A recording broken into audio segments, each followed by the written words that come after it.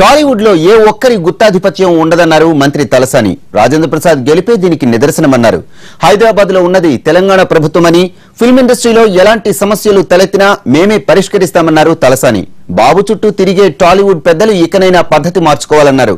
హైదరాబాద్ ను film hub గా మార్చేందుకు కేసీఆర్ ప్రయత్నిస్తున్నారని, ఆయనకు నిర్మాతలు సహకరించాలని కోరారు తలసాని.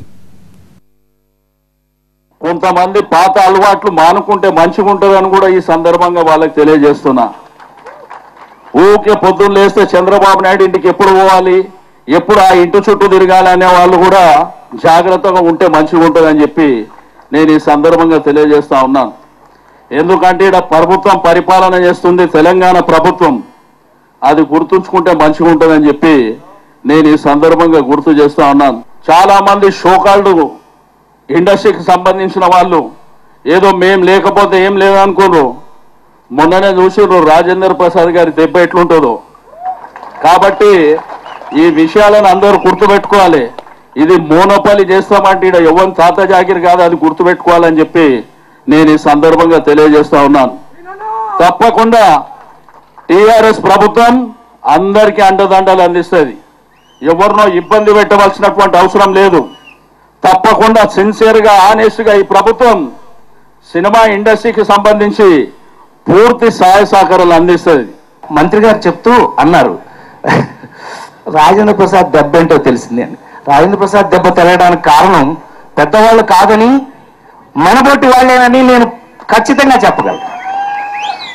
మొన్న గెలుపుకి కారణం మాత్రం అదే 100% నిజం.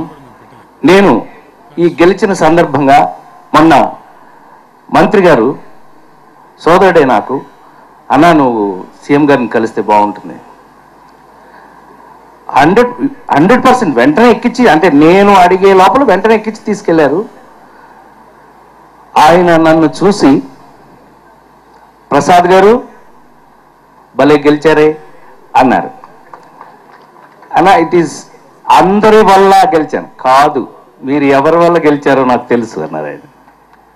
అట్లాగే మీకు ఎప్పుడు ఏ విషయంలో మీకు అవసరం వచ్చినా సరే మొఖమాట పడకుండా, నాకు కొంచెం సినిమా వాళ్ళంటే ప్రేమ ఎక్కువ, దయచేసి మీరు మొహమాట పడకుండా ఏం కావాలో నన్ను అడగండి, మీకు ఏం కావాలన్నా చేస్తాను నేను అన్నారు.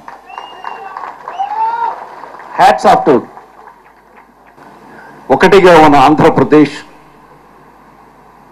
ఆంధ్రప్రదేశ్ తెలంగాణగా 2 రాష్ట్రాలుగా ఏర్పడ్డ తర్వాత తెలుగు సినిమా పరిశ్రమ ఏమైపోతుంది? ఏ టీవీలో చూసినా ఇదే ప్రశ్న, ఏ పత్రికలో చూసినా ఇదే చర్చ. మొట్టమొదటిసారిగా ఒకటే చెప్పా, తెలుగు చలనచిత్ర పరిశ్రమ ఎక్కడికి వెళ్ళదు, హైదరాబాద్లోనే ఉంటుంది అని. మన ముఖ్యమంత్రి చంద్రశేఖరరావు గారు ఆయన ప్రత్యేక అభిమానంతో, సినిమా పట్ల ఒక అభిమానంతో ఈ హైదరాబాద్ని నేను సినీ హబ్ చేయాలనుకుంటున్నాను, అంతర్జాతీయ స్థాయిలో 2000 ఎకరాలలో ఇక్కడ నిర్మించి ఇది ఒక గొప్ప హబ్గా నిర్మించాలనుకుంటున్నాను.